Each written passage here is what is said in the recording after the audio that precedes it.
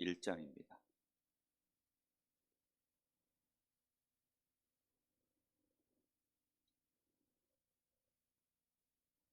사도행전 1장 1절부터 8절까지만 한 절씩 교독하겠습니다. 데오빌로여, 내가 먼저 쓴 글에는 물은 예수께서 행하시며 가르치시기를 시작하신부터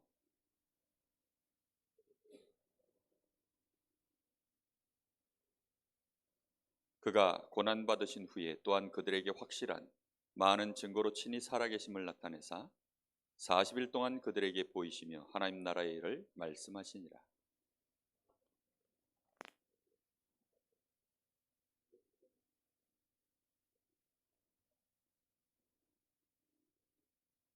요한은 물로 세례를 베풀었으나 너희는 몇 날이 못되어 성령으로 세례를 받으리라 하셨느니라.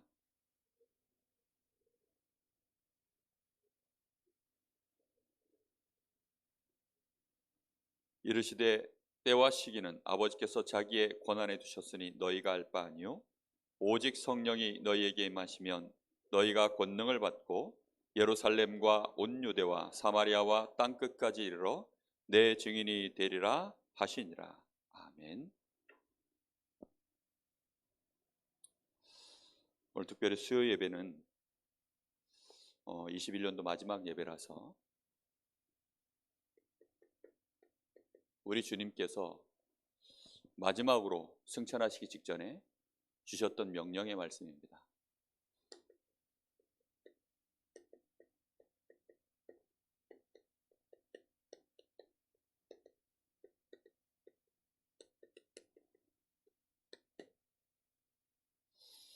꼭 성령의 충만함을 받으시기를 예수님의 이름으로 축복합니다.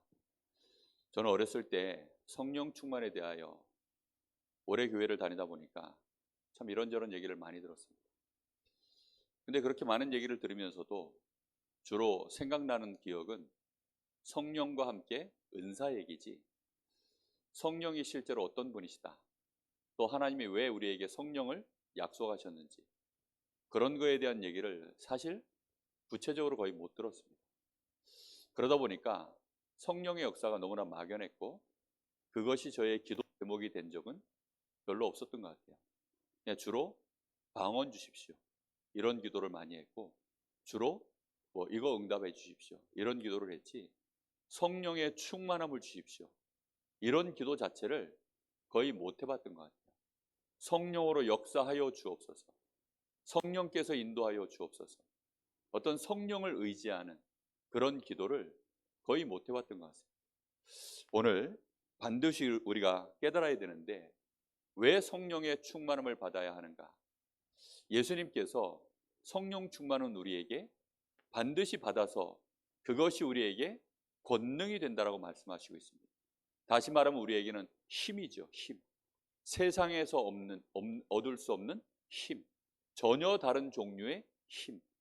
그걸 너희가 받으라는 것입니다. 그래서 반드시 우리는 하나님 앞에 힘을 얻으려고 하면 세 가지 키가 있습니다.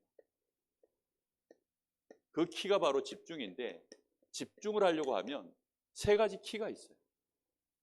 이거는 단순히 이 세 가지를 집중해야 된다 이런 말이 아니고 우리의 생명의 가장 직접적인 것에 임해야 될 힘을 말하는 것입니다. 생명에서 힘이 나와요. 근원적인 힘은 생명으로부터 나오는 것입니다. 아무리 대단한 것이라도 저 조그마한 이 벌레에게서 나오는 힘은 미약하기 그지없죠. 맨날 식물밖에 안 먹는 초식동물이라도 이게 덩치가 커다란 코끼리나 이런 거는 벌써 나오는 그 힘 자체가 다르죠. 생명에 따라서 나오는 힘이 전혀 다른 것입니다. 우리 사람에게 주신 하나님의 힘은 근원적으로 어디로부터 나오게 되어 있습니까? 하나님께로부터 공급받아서 나오도록 되어 있어요. 그래서 반드시 우리가 하나님께 집중을 해야 힘이 나오도록 되어 있습니다. 그럼 문제는 뭐냐? 우리가 하나님께 집중할 때 그러면 집중해야 되는 세 가지 포인트가 있다니까요. 이 세 가지 포인트가 뭐냐면 우리의 영혼, 뇌, 우리의 육신입니다. 이 뇌는 특별히 마음과 생각을 포함한 것입니다. 이것이 원네스 되어질 때 완전히 합쳐져서 하나님을 바라볼 수 있는 그러한 시스템을 반드시 우리가 깨닫고 그렇게 하나님을 바라볼 때 하나님이 우리에게 힘을 주시게 되어 있습니다. 우리의 영혼의 생명이 누구에게 있습니까? 우리 사람에게 세 가지 중요한 포인트의 생명이 있습니다. 우리의 영혼의 생명, 그렇죠? 그 다음에 모든 우리 자신을 움직이는 시스템, 우리 사람의 모든 육신과 모든 것들을 우리의 영적인 상태까지 연결하는 가장 중요한 시스템의 생명이 뇌에 있습니다. 그리고 실제로 이 뇌의 시스템을 가지고 움직이는 게 어디에 있죠? 그게 우리의 육신입니다. 그래서 이 생명 세 군데는 반드시 하나님 주시는 힘을 얻어야 돼요. 그럼 이걸 따로따로 우리가 힘을 얻느냐? 아닙니다. 이것을 반드시 합쳐서 하나님 앞에 내가 원네스 되어져서 하나님을 바라볼 수 있는 이런 시스템을 깨달으셔야 돼요. 이거는 단순히 유 목사님이 얘기하는 것도 아니고 제가 얘기하는 것도 아닙니다. 성경적인 근거가 틀림없이 있어요. 우리 인간은 하나님이 그렇게 만드셨기 때문에. 자, 제가 지금 몇 주째 우리 주일학교에서 얘기하고 제가 이번 주 강단에서 서론에 이 얘기를 했는데요. 불신자들, 하나님을 모르는 사람들도 그래서 반드시 힘 얻는 시간을 갖습니다. 힘이 없으면, 힘을 얻지 못하면 생명을 유지할 수가 없으니까요. 얼마만큼 그럼 내가 이 생명력을 강하게 움직이냐에 따라서 많은 에너지를 내가 쓸 수가 있는 거죠. 자, 그러다 보니까 불신자들은 아는 힘이 근데 안타깝게도 육신의 생명, 이거밖에는 몰라요. 육신의 생명 외에는 모르다 보니까 이 사람들은 주로 뭘 에너지로 흡수하죠? 음식, 그리고 휴식입니다. 그 대표적인 게 자는 겁니다. 근데 문제는 요즘 시대가 사람들이 잠을 제대로 못 자는 시대가 돼버렸어요. 불면증이 오기도 하고 아니면 잠 자체를 거의 잘 수 없는 시대로 이렇게 가고 있습니다. 특히 우리 후대들은 지금 문화 자체가 낮밤이 바뀐 문화로 바뀌어버렸어요. 밤에 편안하게 좀 이렇게 등을 끄고 햇빛도 가려진 상태에서 평안하게 잘 수 있어야 되는데 밤새도록 뭐 게임하고 아니면 밤새도록 술 먹고 밤새도록 놀고 그러고 나서 이제 오전에 해 뜰 때 그때 자는 친구들이 점점 많아져요. 그러면 올바른 수면이 안 되거든요.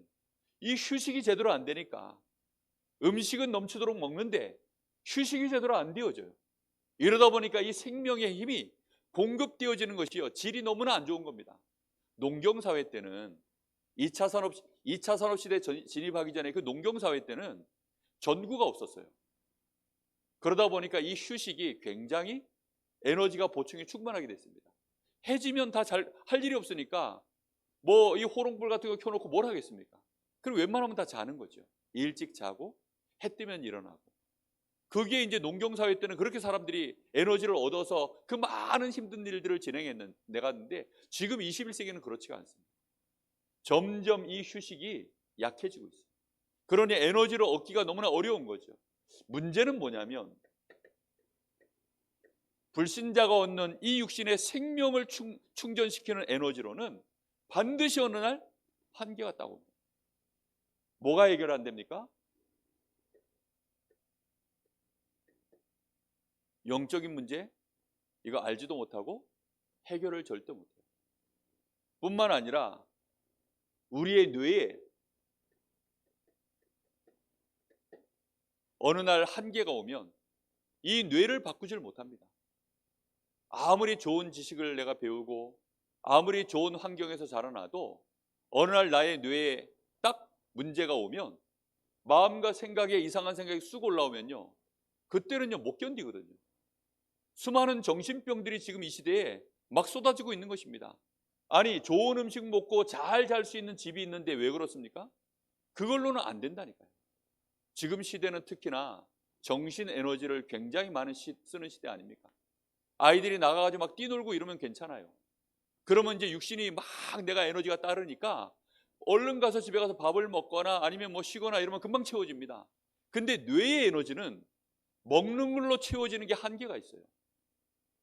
이거는 절대적인 휴식이 필요하고 뿐만 아니라 아주 이게 하나님이 주시는 힘이 아니면 이 뇌에는 올바른 에너지가 공급되지 않고 특히 호흡이 짧으면 뇌에 산소가 제대로 들어가지 않습니다. 근데 아이들이 스마트폰 계속 들여다보고 아니면 게임 계속하고 아니면 책 공부한다고 계속 앉아있거나 이러면 호흡이 점점 짧아져요. 그럼 어떻게 되는 줄 압니까? 뇌로 가는 산소량이 점점 줄어들어요. 이러니까 어느 날 여기에 이제 문제가 오기 시작하는데 쉽게 이게 우울증, 정신문제 이런 것들이요. 너무나 심각해 봅니다. 특히나 요즘 보는 아이들 이 문화, 이 내용들 보면 너무나 폭력적이고 선정적이고 너무 개인적이고 날카롭고 좁고 이런 일들이 너무나 많기 때문에 그런 관계 속에서의 아이들이 어느 날 한계가 오는데 이 스트레스를 못 견뎌내는 것입니다. 그래서 이것이 어느 날 나에게는 결국 뭐까지 문제가 옵니까? 육신까지도 내 삶의 문제로 연결될 수밖에 없도록 이렇게 되는 거예요. 그래서 이미 성공한 엘리트들은 이 한계를 넘어서려고 그래서 3단체에서 지금 다른 힘이 있다는 것입니다. 3단체에서 다른 힘을 받으라는 거예요. 그게 뭐냐면 명상입니다. 귀신의 힘을 받는 네피림. 이게 지금 3단체에서 벌이고 있는 일입니다. 여러분 지금 진짜 이 엘리트들 층은 명상운동이요 굉장히 많이 파고 들어갔어요. 실제적으로 얼마나 많이 파고 들어간지 모릅니다. 거기에 우리 랩런트들이 지금 많은 후대들이 이 위로 올라가면 올라갈수록 어느 날 이 사람들한테 영향받아가지고 이 사람들에게서 나오는 많은 지식들, 많은 지혜들, 이 사람들이 내놓은 많은 책들, 많은 경험들, 많은 성공담들 이게 전부 아이들한테 영향이 가면 이거는요 시원찮은 교회 뭐 예배드리고 뭐 시원찮게 교회에서 뭐 좀 하다가 그렇게 나가가지고 그런 영향 받으면요 직격탄을 맞아요 어느 날. 그러면 한 번 그게 영향이 쑥 들어가 버리면요 이게요 절대 못 바꾸는 상태로 또 바뀌어 버립니다. 오늘 예비대 수련회 때 유 목사님이 제일 앞에 했었던 소론의 큰 제목이 뭐냐면 영적 상태. 제일 중요한 게 영적 상태다. 정말 우리가 아무리 바른 말하고 옳은 일하고 이것저것 따져서 말을 해도 그게 맞는 거지만 그렇게 되면 그걸로 저 사람의 영적 상태도 안 바뀌고 나도 안 바뀌기 때문에 결국은 저 사람도 망하고 나도 망한다는 거예요. 영적인 상태가 가장 중요한 것이다. 그 얘기를 계속 하셔요. 내일 이제 오전에 또 메시지 교회에서 틀어서 보겠지만 정말로 영적인 상태라는 게 얼마나 중요한지 모릅니다. 앞으로 시대가 발전해 나가면 점점점 영적인 상태라는 것이 무엇인지 정신 상태가 무엇인지에 대해서 아주 예민하게 다루는 시대가 올 겁니다. 틀림없이.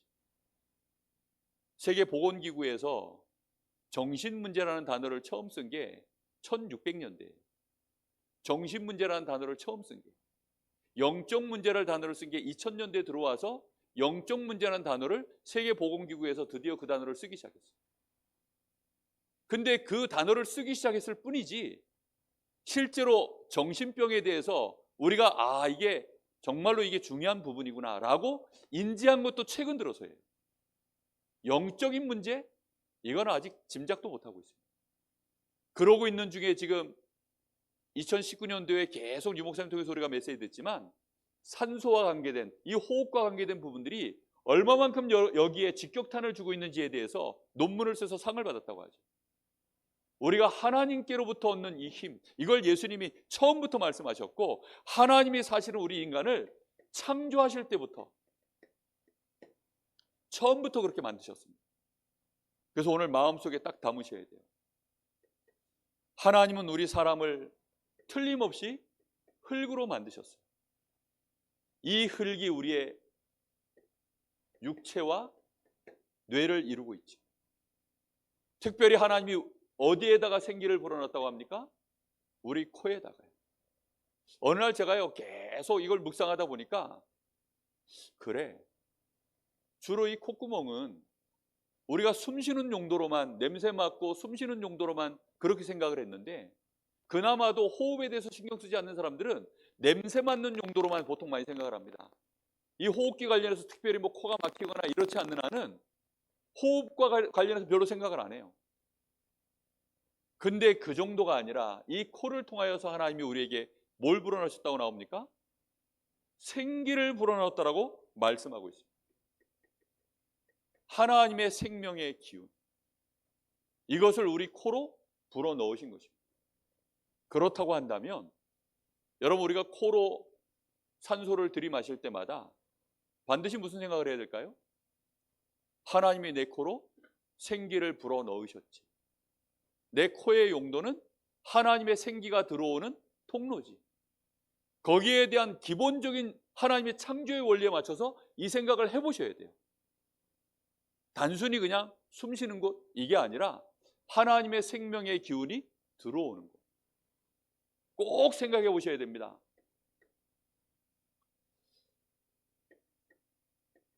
그때 우리 사람이 생령이 되니라 라고 말합니다.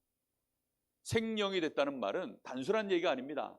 우리의 영혼이 살아났다는 얘기요, 우리의 뇌가 살아났다는 얘기요, 우리의 육체가 이때 살아났다는 말입니다.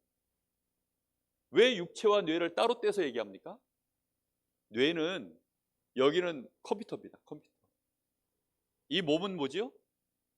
쉽게 말하면 주변 기계예요. 컴퓨터로 얘기하면 출력을 담당하는 뭐 프린터기나 뭐 이런 것들, 이해되시죠? 무슨 말인지.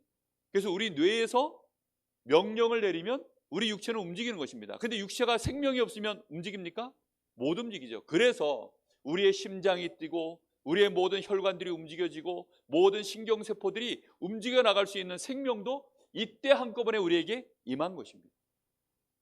가장 중요한 게 뭐냐? 우리의 영혼에 하나님의 생명이, 우리의 뇌에 하나님의 생명이, 우리의 육신에 하나님의 생명이 임한 것이 하나님이 우리 코에 생기를 불어넣는 그 순간이었어요.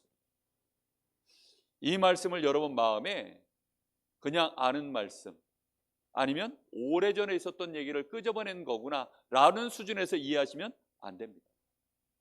그게 우리 사람 존재의 기본 구조예요. 여기에서부터 나오는 힘을 반드시 우리가 얻을 때 이 한 번의 호흡으로 말미암아 하나님이 우리를 창세기 1장 27절 하나님의 형상으로 완전한 축복을 주셨고요, 1장 28절에 생육하고 번성하고 정복하고 다스리는 그 축복이 이 한 번의 호흡 속에서 벌어진 일입니다. 그렇기 때문에 이거는 간과하고 대충 지나갈 얘기가 절대 아니에요. 자, 근데 문제는 뭐냐? 창세기 3장 사건이 터지면서 하나님과 함께하는 우리의 생명이 끊어져 버린 거예요. 그래서 우리의 호흡도 하나님과 상관없는 호흡이 돼버렸어요. 하나님이 우리 코에다 생기를 불어넣어서 우리 사람이 그걸로 이제 호흡이 시작되어지고 생기가 일어나서 우리 사람이 삶을 살아갔다는 말은 하나님이 단회적으로 한번 딱 불어넣고 끝났을까요? 절대 그렇지 않습니다. 그렇죠? 생명이 끊임없이 우리의 영혼과 뇌와 육신에 하나님이 우리가 들이실 때에는 하나님이 불어넣으셨던 그 생기가 또 들어가고 또 내뱉고 들이실 때는 또 들어가고, 그게 에덴에서는요 자연스럽게 지속되어지는 생명의 축복이었어요. 무슨 말인지 이해됩니까? 그런데 범죄하고 난 이후에 하나님으로부터 오는 그 모든 생명의 근원적인 축복이 2장 17절 말씀대로 정령 죽으리라 단절돼서 끝나버린 겁니다. 이렇게 되어지니까 제가 최근에 발견한 말씀이에요. 전도서 3장 19절. 사람이 당하는 문제와 짐승이 당하는 문제가 일반이다. 왜 그러하냐? 사람이나 짐승이나 동일한 호흡을 하기 때문이다. 그래서 사람도 어느 날 죽고 짐승도 죽는데 사람이 짐승의 수준으로 인생을 살다가 그렇게 생을 마감하니 그 삶이 헛됨이다. 이렇게 말하고 있습니다. 그러면서 사람도 흙에서 났고 짐승도 흙에서 났는데 그가 죽을 때에는 그 혼은 하늘로 가고 사람의 혼은 하늘로 가고 짐승의 혼은 땅으로 감을 누가 알았으랴. 우리 사람은요 그 혼이 하나님과 연결되어 있는 거예요. 그런데 그 사실을 사람들은 전혀 모른 채 그냥 불신자처럼 이 육신의 생명을 위하여, 그것만 위하여 에너지를 가지고 살다가 어느 날 네피림, 귀신의 힘을 가진 자가 힘있게 사단의 서밋이 나타나면 그 사람이 세상을 지배하는 시대가 돼버리는 것입니다. 그 대표적인 시대가 노아 시대예요. 네피림이 나타나서 그 시대의 모든 사람의 계획과 생각이 항상 악하고 죄악이 땅에 완전히 가득하여서 하나님의 사람 지으셨음을 한탄할 만큼, 그래서 그 시대를 홍수로 재앙을 내려서 없애버릴 만큼 그런 시대가 돼버린 것입니다. 그런데 하나님이 우리에게 이 호흡을 잃어버리고 생명을 잃어버린, 호흡을 잃어버린 것이 아니라 정확하게 말하면 생명을 잃어버린 것입니다. 하나님께로부터 오는 생명.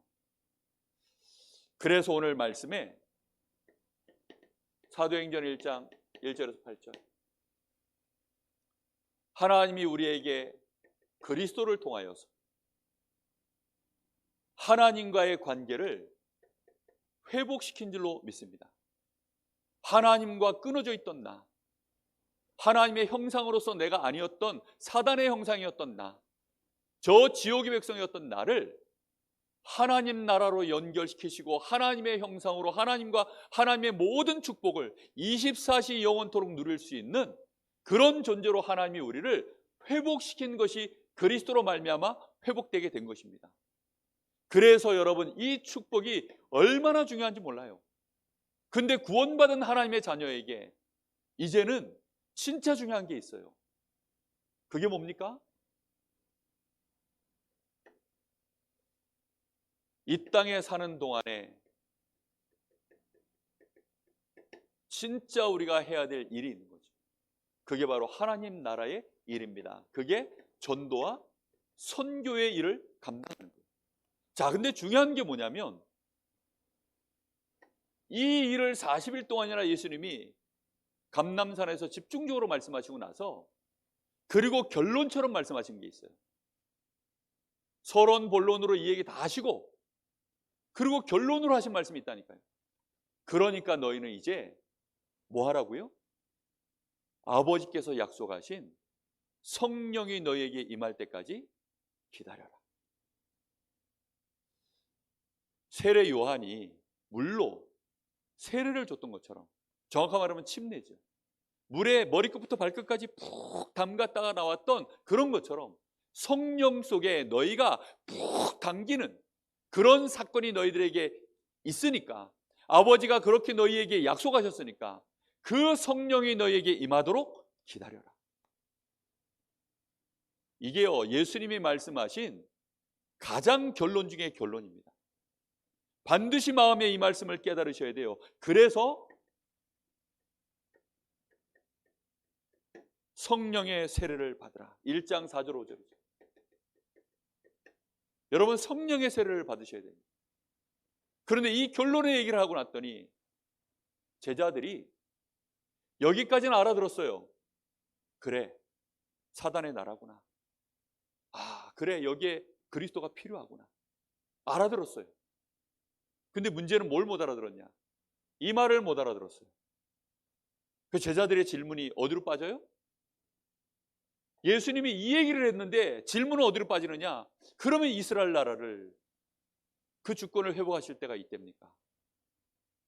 이 사람들은 지금 생각이 어디로 빠졌냐면 하나님이 우리를 위하여 또 축복하셔가지고 우리나라가 다시 로마에서 회복돼가지고 전 세계 이스라엘 나라를 이루는 것이 하나님의 나라가 아닐까?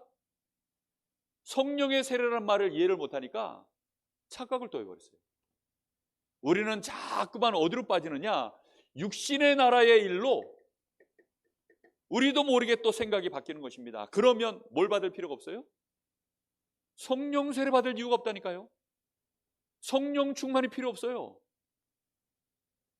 엘리트가 필요하고 성공자가 필요하고 힘 있는 사람 필요하지, 교회 안에 대단한 사람들이 필요하지, 성령의 세례를 받는 전도자는 필요가 없는 거예요. 여러분, 마음속에 정말로 이 말을 알아들으셔야 됩니다. 지금 유 목사님이 계속 본부에서 이 메시지를 하고 계셔요. 근데 이 메시지를 하고 지금 그 몇 단계를 좀 뛰어넘어서 지금 가고 있다 보니까 잘못 들으면 놓치기 쉽습니다. 이게 가장 핵심적인 내용이에요. 절대 오늘 마음속에 이걸 담으셔야 됩니다. 그거는 그래서 예수님 뭐라고 얘기합니까? 1장 6절 7절에 그걸 질문하니까 예수님이 뭐라고 얘기해요? 너희가 뭐 할 바가 아니라고요? 알 바가 아니라. 이렇게 딱 쓰고 보니까 아르바이트의 약자 알바가 돼버렸어요. 이쪽 동네에서는 알바할 생각도 하지 마라. 이렇게 저 혼자 잠깐 생각해 봤습니다. 알바할 때도 이 힘으로 하지 마. 그건 너희가 알 바 아니야. 성령의 세례부터 받아. 이거는 하나님 손에 있는 거니까 너희 신경도 쓰지 마. 너희는 뭐만 하면 되느냐? 성령의 세례를 받아. 그래서 예수님 다시 얘기하셨습니다. 사도행전 1장 8절에 오직 성령이 너희에게 임하시면 너희가 권능을 받고 땅끝까지 이르러 내 증인이 되리라. 그 말씀을 마치고 나서 제자들의 눈을 이렇게 확인하시고 아, 얘네들이 적어도 이번만큼은 안 헷갈리고 예루살렘 떠나지 않고 기다려서 성령의 세례를 받을 것 같구나 라고 안심하시고 올라가셨어요. 할렐루야. 근데 제가 여러분 얼굴을 보니까 저는 승천하면 안 될 것 같아요. 아직. 정말 이게요, 승천하면 안 될 것 같다 이 말은 메시지를 앞으로 몇 번을 계속 해야 될 것 같아요. 진짜 안 하시더라고요. 어떻게 아느냐? 제 주변에 몇 사람을 제가 보니까 알 것 같아요. 진짜 안 합니다. 다른 말은 그렇게 잘 알아듣는데 무슨 얘기요? 육신의 나라에서 알바하는 얘기는요 너무나 잘 알아들어요. 근데 하나님은 이거 너희가 알바 아니요 이렇게 얘기하시는데 이 말을 너무너무 못 알아들어요. 우리는 요 말만 알아듣고 성령의 세례를 받으라. 왜요? 하나님이 이렇게 만드셨다니까요. 우리 사람은 이렇게 만들어졌어요. 그래서 이 힘을 얻으면 영혼도 힘을 얻고 뇌도 힘을 얻고 육신도 힘을 얻게 되어 있습니다. 그것이 영력과 지력과 체력이에요. 이 응답을 반드시 여러분 누리시는 시간 가지셔야 됩니다. 그래서 여러분 다시 얘기합니다. 결론의 얘기예요. 다시 얘기하면 1장 14절 이 시간이 있으셔야 돼요. 오로지 기도에 힘씁니다. 이 시간은요 이거 달라 저거 달라 기도하는 시간이 아니었어요. 아버지의 약속하신 성령의 충만함을 주옵소서. 예수님께서 승천 직전에 우리에게 하나님 나라의 일을 말씀하시고 성령의 충만함을 받으라 하셨던 그 말씀 그대로 약속하신 주의 성령이 나에게 충만하게 임하여 주옵소서. 이 기도하려고 모이는 시간.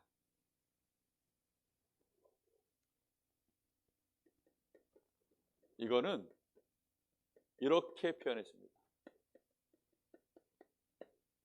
받아들이는 시간. 요한복음 20장 22절에 예수님이 숨을 부활하셔가지고 제자들에게 숨을 불어내시며 말씀하셨어요. 성령을 받으라. 숨을 불어내시며 마치 창세기 2장 7절에 하나님이 그 코에 생기를 불어넣으시는 것 같은 그런 연상이 되어지는 모습으로 불어내시며 제자들 위해 불어내시며 성령을 받으라. 여러분 성령을 반드시 받아들이셔야 돼요. 그래서 바울 사도가 고린도전서 12장 13절 여러분 이 말씀 찾아보세요. 지금 빨리 한번 찾아보세요. 굉장히 리얼하게 여기 표현했습니다. 12장 13절에 이 마이크가 왜 갑자기 이렇게 튀죠? 똑같나요 지금? 네 개만 튀는가 보네. 자 12장 13절 우리가 유대인이나 헬라인이나 종이나 자유인이나 다 한 성령으로 다 한 성령으로 세례를 받아 한 몸이 되었고 또 다 어떻게 했다고요? 한 성령을 마시게 하셨느니라. 성령을 받았느니라 이렇게 말 안 하고 성령을 어떻게 했다고요? 마시게 하셨느니라. 뭘로 마실까요? 우리의 코로 받아들인다는 것입니다. 이거는 지극히 성경적이에요. 꼭 여러분 마음속에 깨달으셔야 됩니다. 그래서 받아들이는 시간, 성령을 받아들이는 시간. 그래서 1장 14절 하나님이 우리에게 약속하신 이 성령을 여러분 호흡하면서 성령의 충만함을 주옵소서라고 여러분 꼭 기도하십시오. 서론에 왜 제가 영혼과 뇌와 육체가 일치되어져서 하나님께 집중해야 되느냐? 그렇게 일치시키는 시스템이 있어야 지속해서 집중해서 내가 성령 충만을 기도할 수 있습니다. 여러분 그냥 막연히 앉아가지고 성령 충만 주십시오 하면 1분, 2분, 5분 넘어가기가 어려워요. 근데 여러분이 실제로 코를 숨을 쉬면서 들이쉬면서 하나님 나에게 성령의 충만함을 주십시오. 천천히 들이쉬면서요. 지금 내 영혼과 내 뇌와 온 몸에 이미지를 여러분 그리시면서 여러분 특히 아픈 곳 있잖아요. 여러분 좀 불편한 곳 있잖아요. 거기에 성령의 충만함을 주옵소서. 특히 우리 렘넌트들은 뇌에 하나님 나의 영혼과 지금 나의 뇌에 성령의 충만함을 부어 주옵소서. 그리고 내 육신에 성령의 충만함을 부어 주옵소서.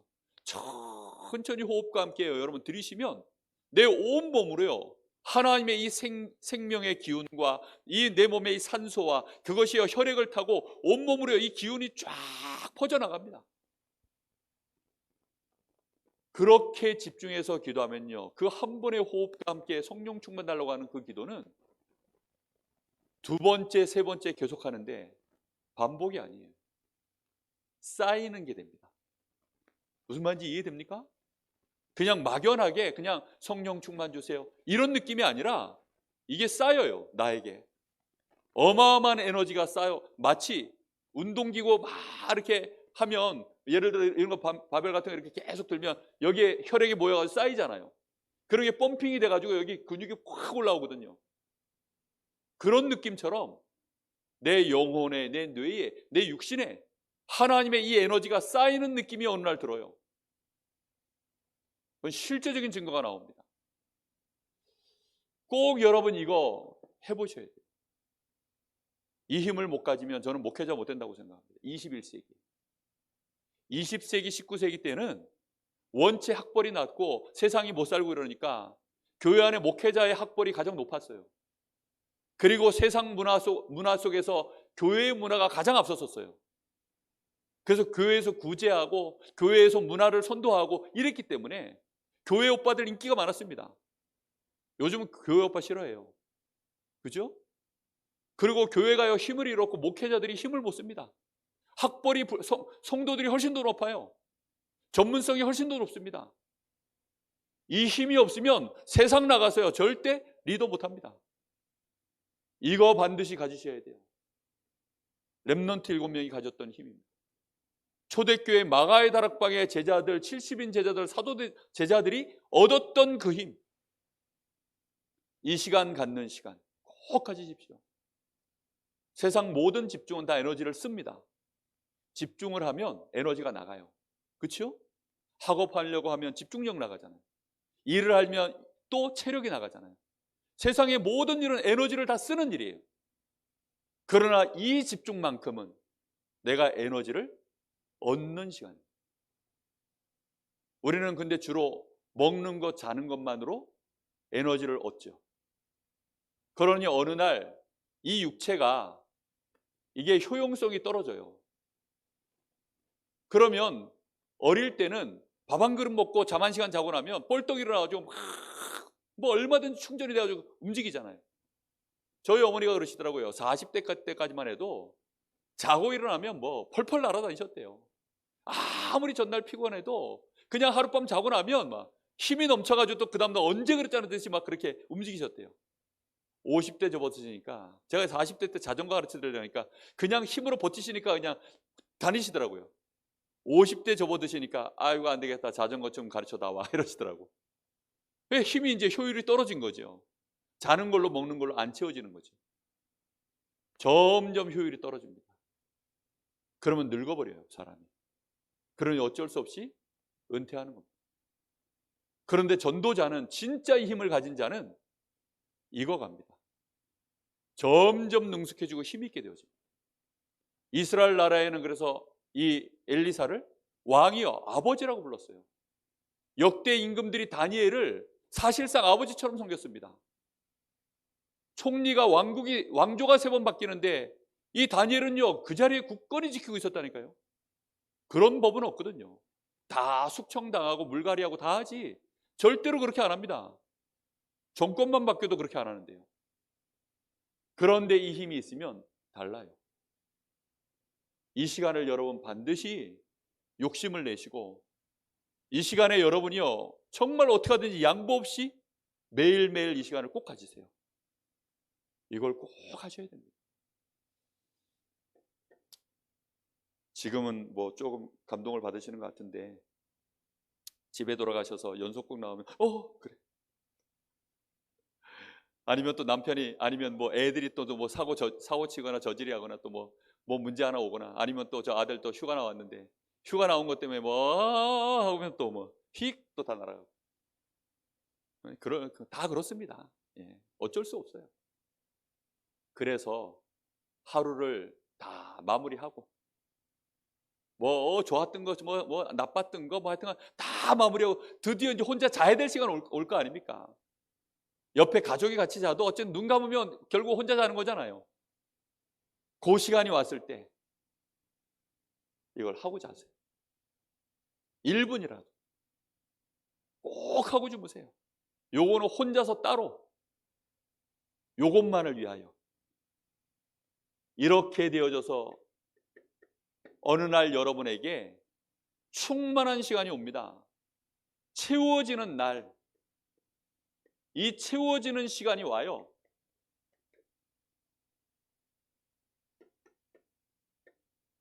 내 영혼에, 나의 뇌에, 나의 이 육신에 이 힘이 우리에게 오는 날, 이게 우리의 영역이요, 지력이요, 체력이 되어집니다. 그럼 반드시 영역과 지력과 체력이 성령의 충만함으로 임하면 응답으로 따라오는 게 경제가 장악되게 되어 있어요. 그게 경제력. 사람을 움직이게 되어 있습니다. 그게 인력입니다. 이런 시간표가 오면 그 사람을 보고 증인, 다른 말로 서밋이라고 합니다. 그럼 저절로 전달되어져요. 이 시간을 양보 없이 여러분 매일매일 꼭 하셔야 돼요. 70군데 지역에 영향을 줘야 된다. 70군데 현장을 전도해야 된다. 제자 찾아야 된다. 깜짝 놀라시죠? 70군데? 네. 가능? 잘못하면요 부담으로 또 옵니다. 그런데 여러분 힘을 얻으시면 하나님이 15나라의 문을 그 자리에서 여셨어요. 그리고 3,000 제자를 그 자리에서 이렇게 세우셨습니다. 하나님이 하시면 되는 거예요. 문제는 우리는 뭘 안 하느냐? 이 시간이 없어요. 받아들이는 시간, 기다리는 시간. 개인에게는 받아들이는 시간, 교회나 현장을 놓고는 무슨 시간일까요? 기다리는 시간입니다. 이해되셨습니까? 개인적으로는 성령 충만을 받아들이고 현장에는 성령이 역사하실 때까지 기다리는 시간, 나의 업에, 나의 자녀에게 성령이 역사하실 때까지 기다리는 시간. 받아들이는 시간을 하는 사람은 기다릴 수 있어요. 그러나 받아들이는 시간이 없는 사람은 나에게 하나님과의 관계 속에서 벌어지는 하나님의 역사하시는 이 흐름과 시간표, 이런 것들에 대한 체험이 있기 때문에 절대로 현장을 놓고 문제를 놓고 못 기다립니다. 기다리는 시간까지 여러분 여유 있게 가면, 요셉이 노예로 있는데 개인은 성령의 충만함을 계속 누리면서 현장에서 뭐 했어요? 기다리는 시간. 그렇죠? 요셉이 한 건 딱 그 둘밖에 없어요. 받아들이고 기다리고. 근데 기다리다 보니까 받아들인 게 전달이 돼요. 그게 쌓여가지고 어느 날 역사가 일어나니까 그 다음 시간표로 또 넘어가고 또 넘어가고. 무슨 말인지 이해됐습니까? 성경은 그렇게 역사를 하셔요. 하나님이 역사하시는 방법입니다. 그게. 이 말을 여러분 올해 꼭 이해하시고 2022년도를 요거 워크숍을 좀 개인적으로 하시면서 2022년도를 여러분 맞이하시면 새해에 주시는 원단 메시지, 송구영신 예배 메시지, 새해 첫 주부터 주시는 메시지가 많이 다르게 들릴 것입니다. 정말로 하나님의 은혜가 우리 사랑하는 강릉 세계로교회, 우리 중직자들, 우리 렘넌트들에게까지 꼭 임하게 되시기를 예수님의 이름으로 축복합니다. 우리 합심해서 한번 같이 기도하겠습니다. 하나님, 그동안 나는 육신의 나라, 불신자들이 얻기를 원하고 앉기를 원하는 그 자리, 그것을 위해서 육신적인 노력, 육신적인 에너지를 가지고 이제까지 혹시 오지 않았습니까? 나는 복음도 알고 전도와 선교해야 되는 이유도 아는데 하나님, 나는 무엇으로 그 사명을 이해하고 감당했습니까? 내 힘과 내 능력으로 되는 것이 아니라 오직 여호와의 신으로 되어지는 일입니다. 성령의 충만함을 주옵소서. 성령의 충만함을 받아들이는 시간, 오늘부터 놓치지 않게 하여 주옵소서. 성령의 역사를 기다릴 줄 아는 믿음을 회복하게 하여 주옵소서. 우리 간절한 마음으로 같이 잠시 기도하겠습니다. 사랑하는 아버지 하나님, 감사합니다. 오늘도 하나님, 우리 주님의 말씀하신 것이 우리의 가슴 속에 제대로 깨달아지기를 간절히 소원합니다. 하나님께서 우리를 하나님의 형상으로 만드시고 우리를 하나님의 생기로 직접 우리의 생명의 근원을 만들어주시며 우리의 영혼과 우리의 뇌와 우리의 육신에 하나님의 생명의 기운이 임하여 우리가 하나님의 사람, 생명이 되고 하나님의 사람, 하나님의 형상을 가진 하나님의 자녀가 되었사오니 그 힘과 그 축복을 가지고 생육하고 번성하고 충만하여서 정복하고 다스리는 정말로 하나님 나라의 일을 능히 감당할 수 있는, 하나님 저희들이 성령의 충만함을 누리는 이 축복 속으로 들어갈 수 있도록 주여 우리 성도들을 축복하시길 간절히 원합니다. 이 집중의 시간, 하나님 정말로 하나님을 바라보며 오직 성령의 충만을 누리는 시간, 그 축복의 시간들이 하나님 우리 사랑하는 모든 중직자들 렘넌트에 이르기까지 한 심령도 빠짐없이 이 축복이 날마다 회복되어질 수 있도록 주님 역사하시길 간절히 원합니다. 주여, 그래서 정말로 2021년도를 마감하며 새해를 시작할 때에는 하나님이 주시는 이 원단 메시지와 하나님 새해를 시작하는 우리 본부, 우리 교회 강단 메시지를 통하여서 하나님 정말 우리 성도들이 새 힘을 얻고 하나님 나아가야 될 방향을 정확하게 보며 CVDIP를 미리 회복할 수 있도록 주님 축복하시고 역사하여 주시옵소서. 성령으로 주님 응답하여 주시옵소서.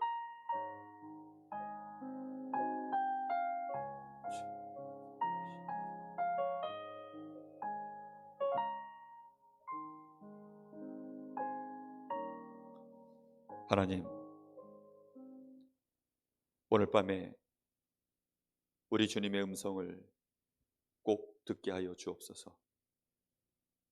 우리 주님이 너희가 알 바 아니라고 하신 것에 우리의 영적인 상태가 끌려가지 않게 하시고 우리의 마음과 생각이 집착하지 말게 하시며 우리의 육신의 모든 노력이 거기서 벗어날 수 있도록 오늘 밤에 주의 말씀이 우리의 마음판에 깨달아지게 하시고 진정으로 하나님께 집중할 수 있는 아버지의 약속하신 성령의 충만함을 나의 것으로 받아들이고 누리며 성령의 역사를 기다릴 줄 아는 믿음의 사람들로 증인으로 세워지도록 하나님 축복하시고 역사하여 주옵소서. 2022년도에는 복음화 보좌와 제자와의 응답 24 속으로 꼭 들어갈 수 있도록 우리 모든 중직자로부터 렘넌트에 이르기까지 이 축복의 증인들이 일어날 수 있도록 하나님 역사하여 주옵소서. 그래하여 237 치유 서밋 시대에 하나님 우리 교회가 올바르게 본부와 함께 이 언약의 흐름을 타고 갈 수 있도록 하나님 역사하여 주시옵소서. 살아계신 예수님의 이름으로 간절히 기도하옵나이다.